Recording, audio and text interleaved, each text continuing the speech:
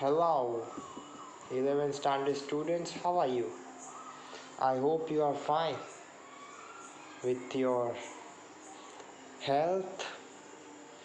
And so today we would be starting the new chapters in English, that is The Landscape of the Soul, written by Natalie Trugoroy. And we shall try to wrap up the next chapter too, that is The Address, written by Margot Menker. First, before I begin, let me tell you that these chapters are not so lengthy and I would not be moving as fast as the Maglev train. Okay, we would be going step by step, we would be going in a very systematic way. Okay, we would be reading each and every single statement that is printed in the textbook as the chapters which are written on the board. Okay, so we would be going in a systematic way. So only thing would be that this video would be lengthier as compared to another videos. That's it. Okay, our method would be as same as before. Okay, we would be reading each and every single statement and try to understand what our author wants to convey in the chapter that she or he has written. Okay, so without wasting any time, let us move forward. Okay, Landscape of the Soul, written by Natalie Troroy, and the chapter The Address, written by Margot Menker. So I would be beginning with the supplementary reading, that is The Address. Okay. Now, this short story is an account of a daughter who goes in search of her mother's belongings after the war in Holland. When she finds them, the objects evoke memories of her earlier life. However, she decides to leave them all behind and resolves to move on. Okay, so this is definitely a thing or an important decision in author's life that she has decided to do with this. Okay, so we would be in a country called Holland. Okay, Holland or the Netherlands, that is one of the countries in Europe. Okay, so we would be in the Europe. So now just listen to me carefully, and if you want to make notes, feel free to make notes. Okay, now let us begin. Okay, so it's like, like if you are at your house and let's say so you would have many favorite things at your house and you do not want to lose them, particularly your cell phone or your mobile phone. So now imagine in such a way that you have everything in your house and suddenly a war happened. Okay, so when the war had happened, you were not at your house but you were at some other place. You might be lucky. So definitely you would be missing your things. Now imagine that you are coming back for all those things to get back. However, it's not possible to get them back. So you decided that you do not need any of your favorite items and you would be moving on with your life. See, that is the entire story in a nutshell. Now let us read and try to understand everything in detail. "Do you still know me?" I asked. The woman looked at me searchingly. She had opened the door a chink. I came closer and stood on the step. Okay, so this refers to our author. "No, I don't know you. I am Mrs. S.'s daughter." Okay, so the lady opened the door and she told that she doesn't know her. She held her hand on the door as though she wanted to prevent it opening any further. Her face gave absolutely no sign of recognition. She kept staring at me in silence. Okay, so she opened the door, but the lady didn't really welcome her. It's just like, or she might be acting like she doesn't know her. Let us see what happens further. So I refers to our author, okay? I refer to our author, and we are in a country called the Netherlands in Europe. Perhaps I was mistaken, I thought. Perhaps it isn't her. I had seen her only once, fleetingly, and that was years ago. Okay, so our author might be knowing her, but she is refusing to talk, or I don't know, something might be wrong. Let's read to find out. It was the most probable that I had rung the wrong bell. The woman let go of the door and stepped to the side. She was wearing my mother's green knitted cardigan. The wooden buttons were rather pale from washing. She showed that I was looking at the cardigan and half hid herself again behind the door, but I knew now that I was right. Okay, so our author is aware that the lady who had opened the door was wearing her mother's clothes. Okay, so till now we do not know who is that lady. We have to read the chapter further to understand who that lady was. Okay. Okay, it's an interesting chapter, just pay attention. But I knew now that I was right. Okay, so now our author is quite certain that she has opened the correct door. I mean, she has found the address correctly. You see the address, it comes from this incident, okay? That might be the address of her home, okay, where she has all her belongings or her family's belongings, okay? Well, you knew my mother, I asked. Have you come back, said the woman. I thought that no one had come back, only me. A door opened and closed in the passage behind her. A musty smell emerged. I regret. I cannot do anything for you. Okay, so the woman just told that I cannot help you.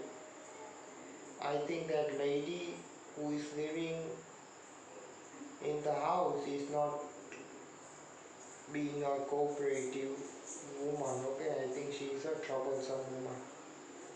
Okay, let us read to find out more. I regret I cannot do anything for you.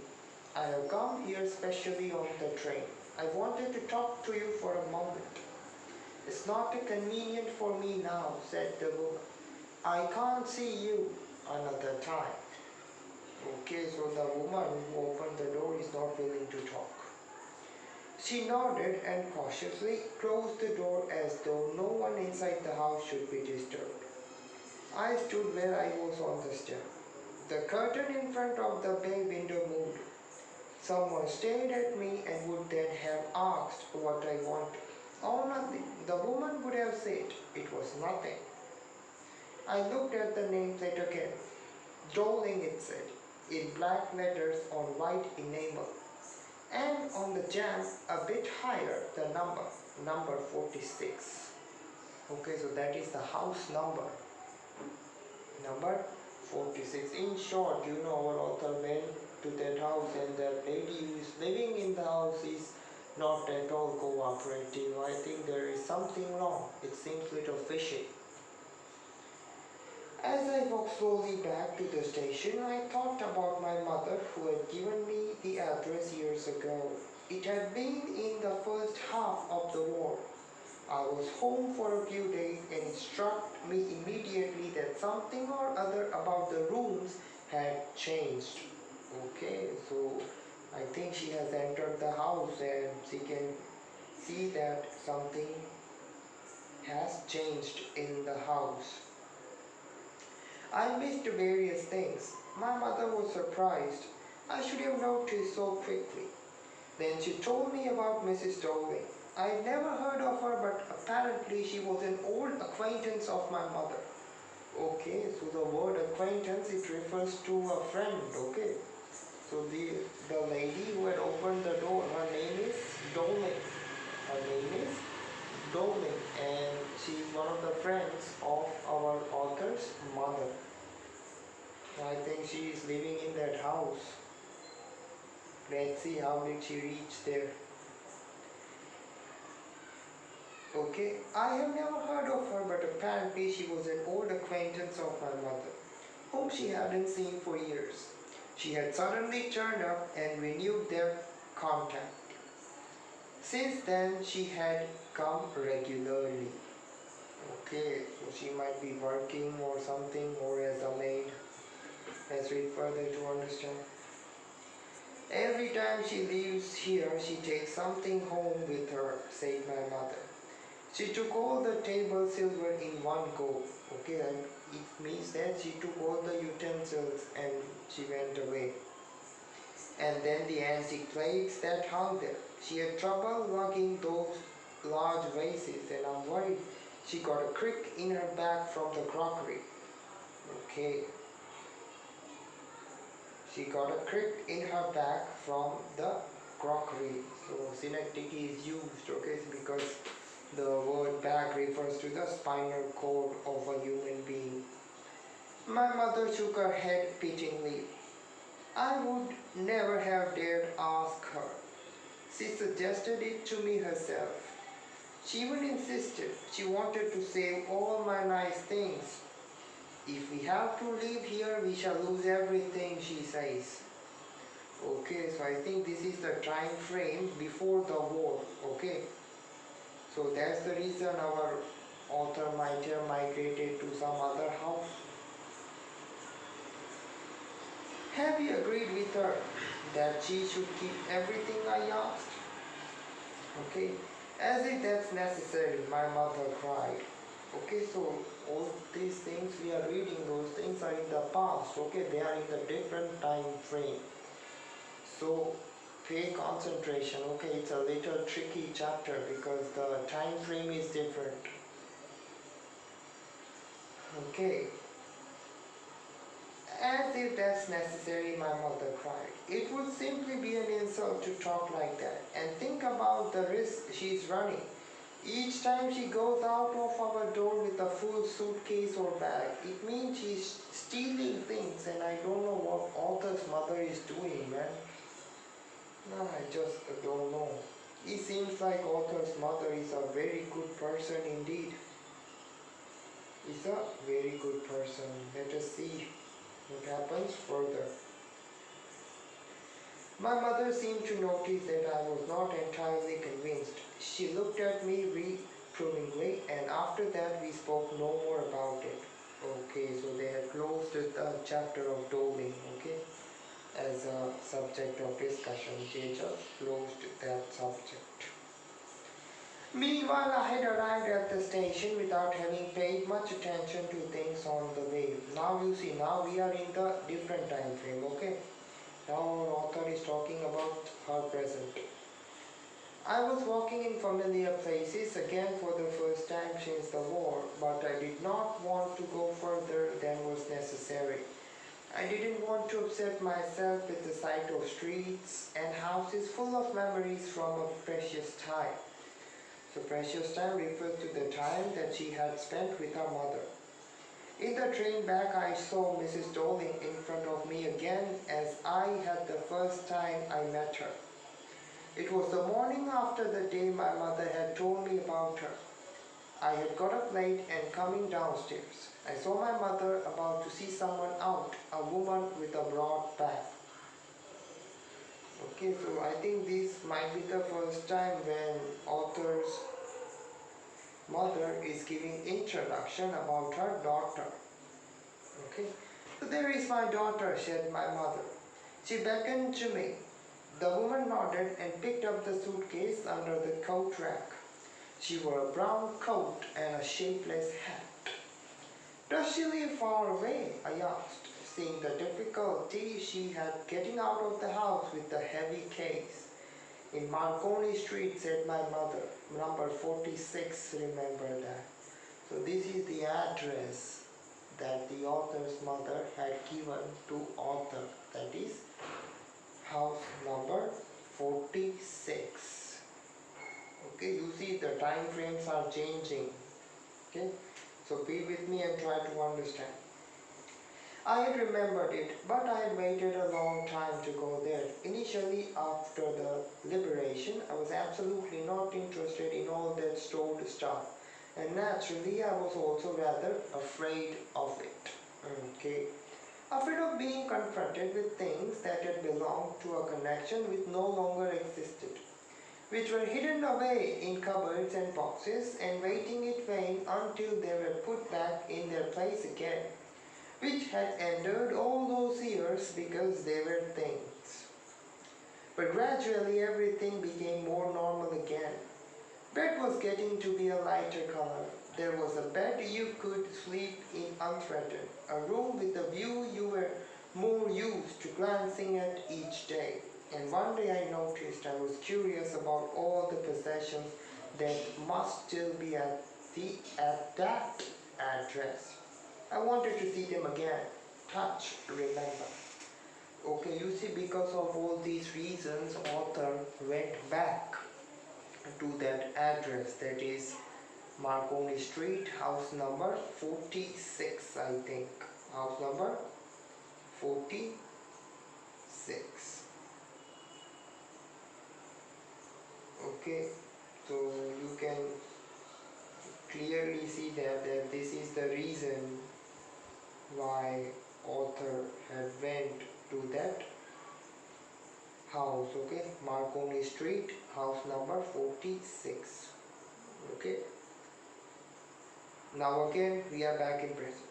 After my first visit in Maine to Mrs. Doling's house, I decided to try a second time. Now a girl of about 15 opened the door to me. I asked her if her mother was at home. No, she said, my mother's doing an errand. Okay, so the word errand, it refers that she's working. She's doing household chores. No matter, I said, I'll wait for her. Okay, so I think author is really desperate to see all those things. Okay, so this is the same house which her mother had told her, that is Marconi Street, house number 46. But now here Mrs. Doling is living out here. I don't know how she got that house, but let's read to find out more. Okay, so here girl refers to, according to my point of view, it refers to her daughter, Mrs. Doling's daughter. Okay. I followed the girl along the passage. An old-fashioned iron Hanukkah candle holder hung next to a mirror. We never used it because it was much more cumbersome than a single candlestick. Okay, so the things are as same as before. Nothing has changed. What has changed? Actually, nothing has changed. Okay, it's a beautiful chapter. Won't you sit down? Asked the girl. She held open the door of the living room and I went inside past her. I stopped horrified. I was in a room I knew and did not know. I found myself in the midst of things I did want to see again, but which oppressed me in the strange atmosphere. Okay, so like you see, if you have a room and if any one of the things in your room is changed, then obviously you would not like that. So the same thing is happening with our author. Okay, so this is what it means, strange atmosphere. Or because of the tasteless way everything was arranged. You see, the same thing that I was explaining you, same thing is mentioned about the arrangement. Because of the ugly furniture or the muggy smell that hung there, I don't know. But I scarcely dared to look around me. The girl moved a chair. I sat down and stared at the woolen tablecloth. I rubbed it. My fingers grew warm from rubbing. I followed the lines of the pattern. Somewhere on the edge there should be a burn mark that had never been repaired. So you see, all the things in the house are same, they are using the same thing. And this, our lady, she didn't buy anything in the house. She is using the same things which was owned by our author's mother. Okay, this Mrs. Dowling. I think she got that house for free. She got that house for free. It was a war time. She might be the lucky person. Okay, everything is same, even the tablecloth. My mother will be back soon, said the girl. I have already made tea for her. Will you have a cup of tea? Thank you. I looked up. The girl put cups ready on the tea table. She had a broad back. Okay, so it refers to her daughter, you see. She had a broad back. So same words were printed before. Pay concentration, okay? Just like her mother, she poured tea from a white pot. All it had was a gold border on the lid. I remembered. She opened a box and took some spoons out. Okay, that's a nice box. I heard my own voice. It was a strange voice, as though each sound was different in this room. Okay, if different people gonna stay, then obviously it would be different. Okay, she would not get that feel. Okay, let us move further. Oh, you know about them. She has turned round and brought me my tea. She laughed. My mother says it's an antique. You got lots more. She pointed round the room. See for yourself. So I think that girl is thinking that all those things were owned by them, but actually author's mother or author, they are the real owner of all those things, okay? Not these fake people, okay? This Dowling and this girl. Okay. I had no need to follow her hand. I knew with things she meant. I just looked at the still life over the tea table. Yes, obviously the life is still. Nothing has changed. As a child, I had always fancied the apple on the pewter plate. Okay, definitely. We use it for everything, she said. Once we even ate off the plates hanging there on the wall. I wanted to so much, but it wasn't anything special. Okay. They are not changing anything, they are living in that house for free. But it wasn't anything special. I found the burn mark on the tablecloth. The girl looked questioningly at me. Yes, I said. You get so used to touching all these lovely things in the house, you hardly look at them anymore. You only notice when something is missing because it has to be repaired or because you have lent it, for example. So you see, our author is directly telling to that girl that those things are owned by her, not by them. That is the girl and Mrs. Dowling.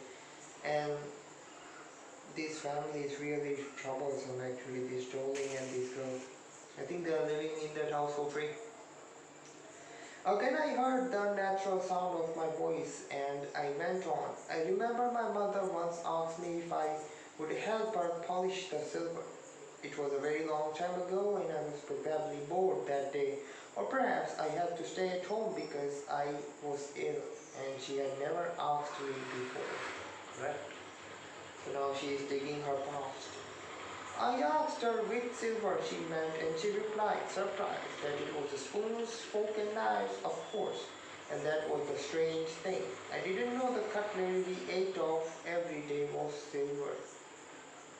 You see those silvers, okay, here.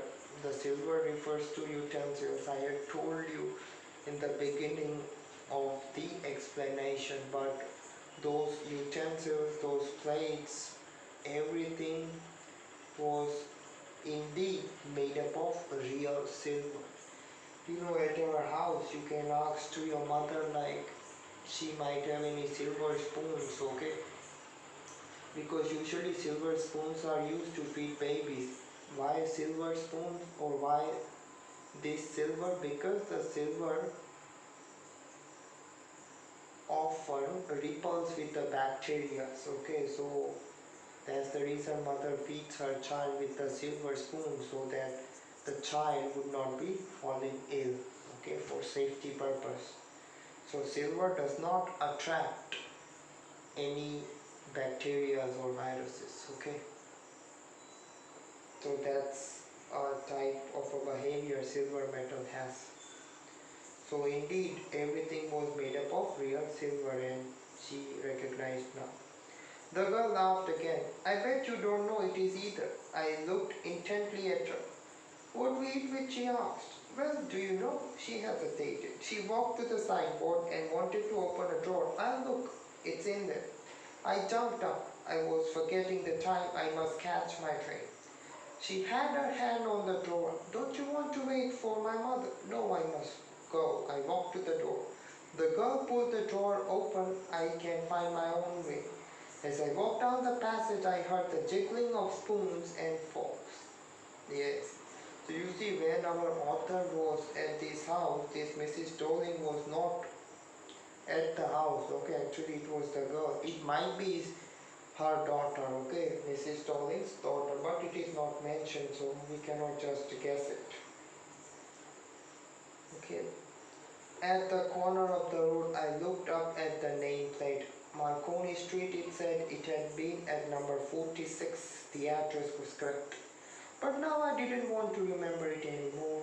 I wouldn't go back there because the objects that are linked in your memory with the familiar life of former time instantly lose their values when served from them.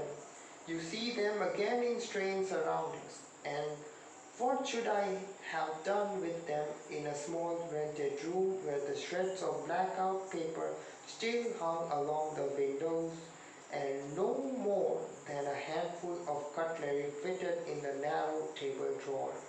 I resolved to forget the address. It means she has finally decided, she has taken a decision that she would not be returning back. She would not be returning to this address, that is Marconi Street, house number 46. Of all the things I had to forget, that would be the easiest.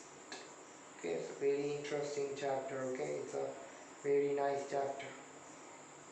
Okay, so I think that is the end of this chapter. That is the address written by Malcolm Lincoln. And remember that, okay, we were in Netherlands. We were in which country? Netherlands. Okay, very nice chapter. So after 3 to 4 minutes, I will be starting the next chapter, that is the landscape of the soul. Which chapter I would be starting? Landscape of the soul. Okay, these chapters are not much lengthy. They're quite easier chapter. Just pay the attention. Just try to understand what I want to convey in the explanation. After a few minutes, I would be starting the next chapter, that is Landscape of the Soul, from the book Hornbill Core Course, written by Natalie Trueroy. Okay, that's her pronunciation, Natalie Trueroy. And remember, you have to remember the name of the chapter as well as the name of the author. And if a question is asked from any particular chapter, first thing that you have to write is introduction in the first paragraph, and then in the second paragraph you have to write the answer of the question that is asked in the paper. Okay, so make sure remember the name of the author right now along with the name of the chapter.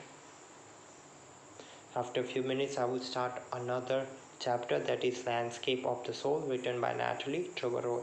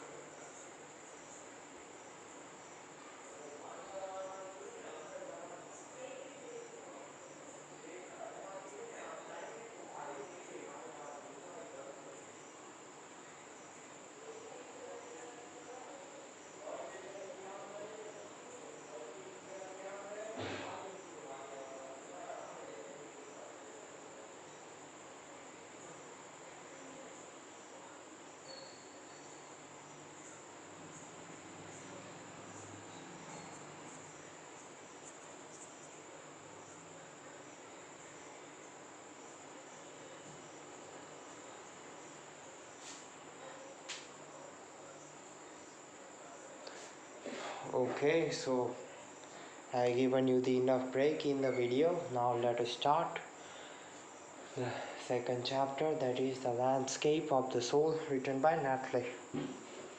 Let us move further. Okay, it's a very nice chapter. Okay, a wonderful old tale is told about the painter Buddha Ozi, who lived in the 80th century. Which century? 80th. Okay, 80th century. So it would be like 700 something years. Okay, because century is always plus one. Okay, you see nowadays is 2020. So we are in 21st century. Okay, so the century is always plus one. So this is 80th century. So okay, so it would be 70 something years. 70. Okay, 74, 75, something like that. Not 700. Okay, my mistake in that. No problem. We can move further. Okay. About the painter Buddha Ozi, who lived in the 80th century. So like the year would be 74, 75, something like that.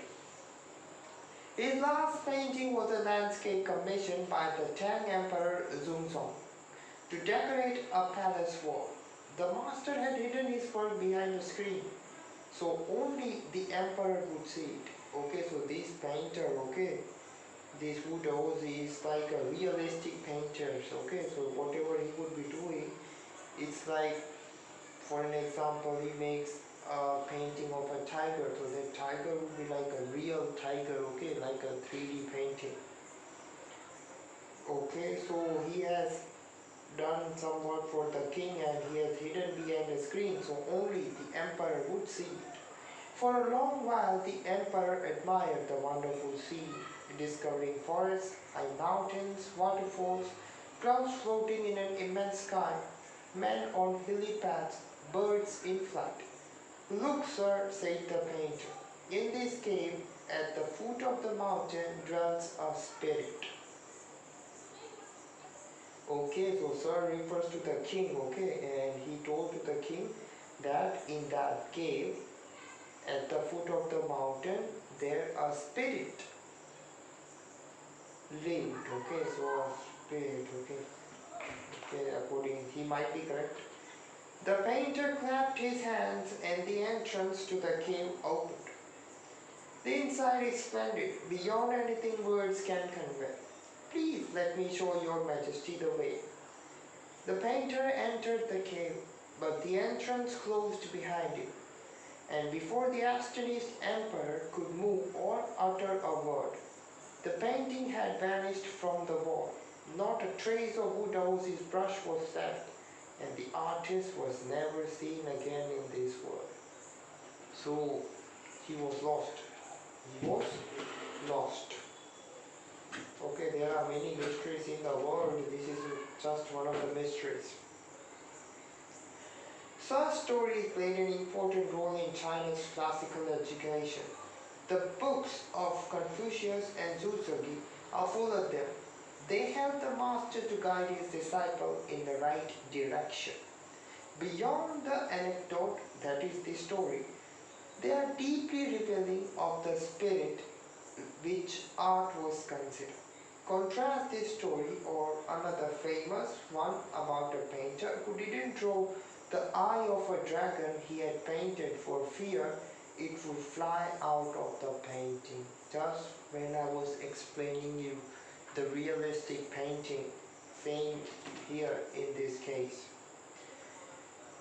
With an old story from my native Flanders that I find most representative of Western painting. Okay, so you see this Chinese painting and Western painting, there would be some difference, okay, from the point of view, or might be different techniques. So we have to read more to find out. In 15th century Antwerp, a master blacksmith called Vincent Maxey fell in love with a painter's daughter. Okay, So he had fallen in love with the painter's daughter. Okay. Okay. The father would not accept a son-in-law in such a profession. So Quentin sneaked into the painter's studio and painted a fly on his latest panel with such delicate realism that the master tried to swat it away before he realized what had happened. Quentin was immediately admitted as an apprentice into his studio. He married his beloved and went on to become one of the most famous painters of his age. These two stories illustrate what each form of art is trying to achieve. A perfect illusionistic likeness in Europe, the essence of inner life and spirit in Asia. Okay, so in Europe, painter would be making the same thing what he sees with his eyes. There won't be anything different, okay? While in case of Asia, it is to get the essence of inner life.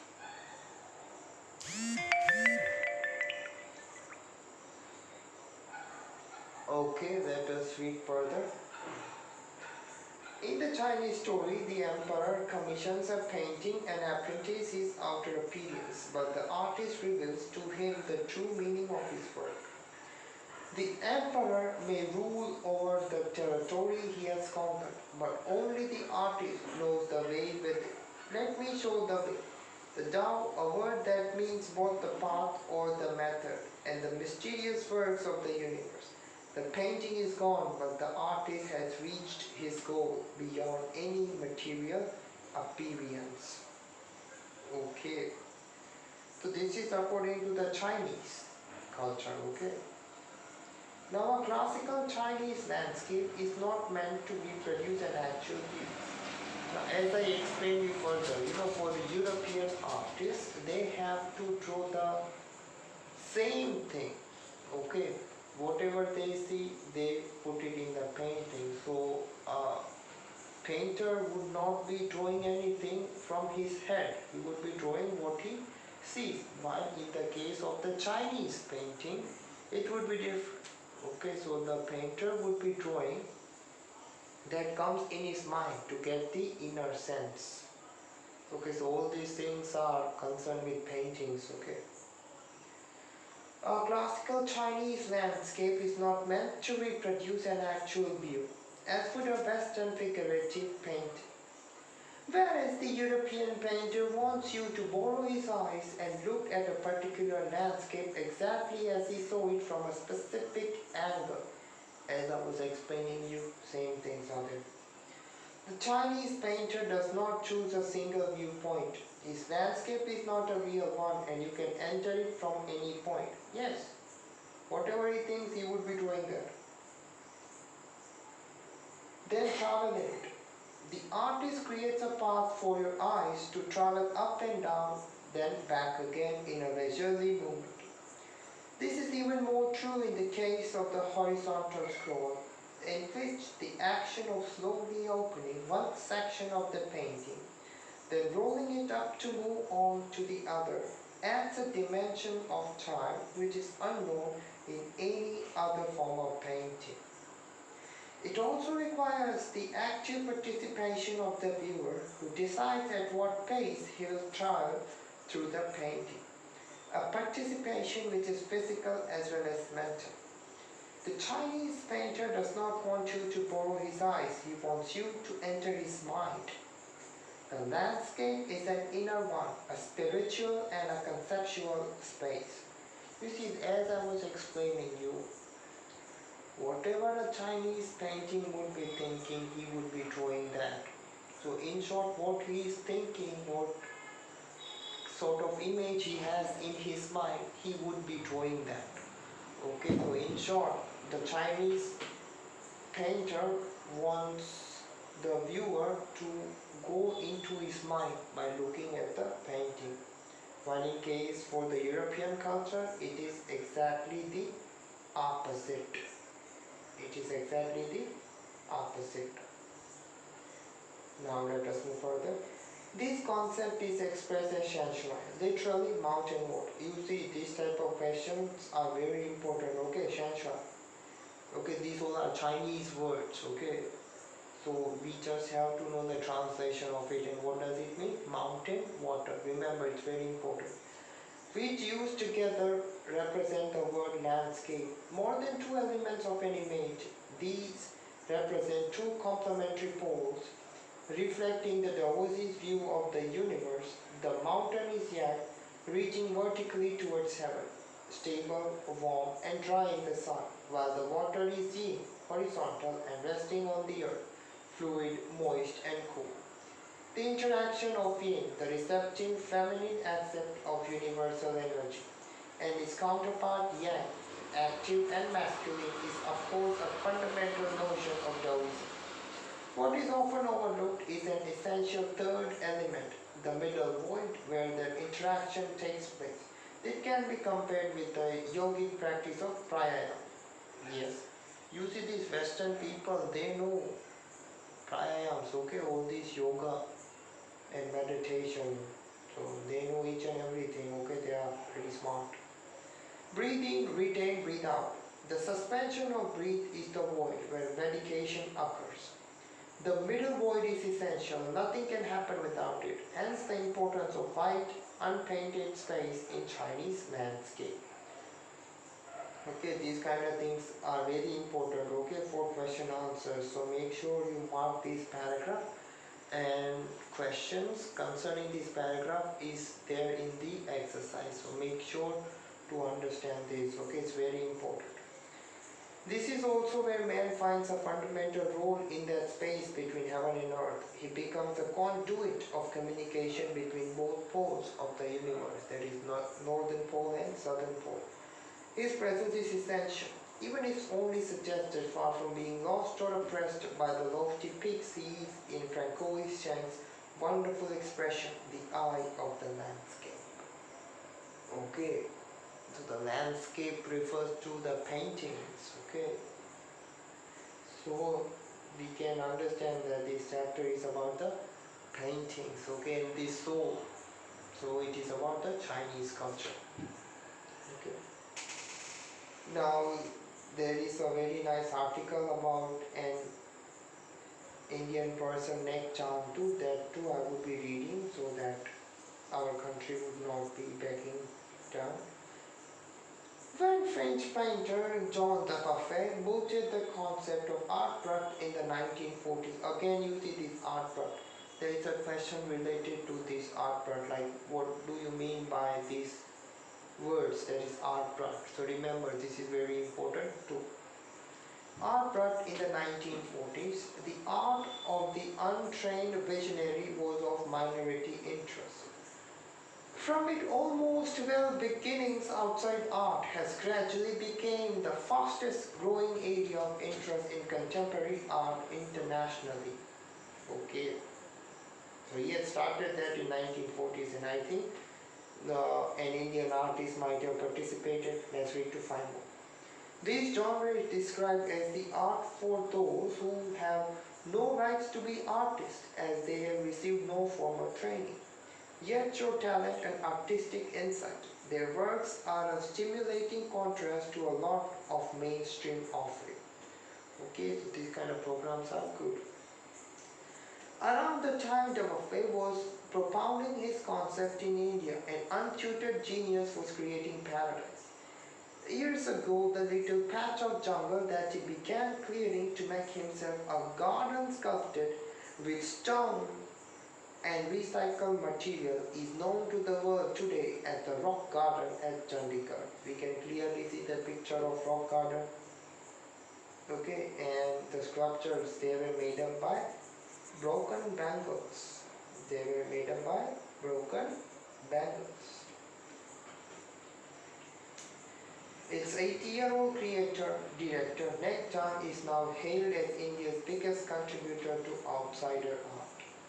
The 50th issue of Raw Vision in spring 2005, a UK-based magazine pioneer in outside art publication, features Nek Chand and his rock garden sculpture, Women by the Waterfall on its anniversary issue cover. Now, the notion of the art trad or raw art was of works that were in their raw state as regards cultural and artistic influences. Anything and everything from a tin to a sink to a broken down car could be material for a work of art, something Nekja has taken to dazzling heights, recognizing his art as an outstanding testimony of the difference a single man can make when he weaves history. The Swiss Commission for UNESCO will be honoring him by way of a European exposition of his work. The 5-month interactive show Realm of Nekjan beginning October will be held at leading museums in Switzerland, Belgium, France and Italy. Okay, so European countries. The biggest reward is walking through the garden and seeing people enjoy my creation, Nekjan says. Okay, so this small article was written by Brinda Suri for Hindustan Times on 28 August 2005. So that is the end of these two chapters, and further videos I will be uploading very soon. So till then, stay safe and stay tuned.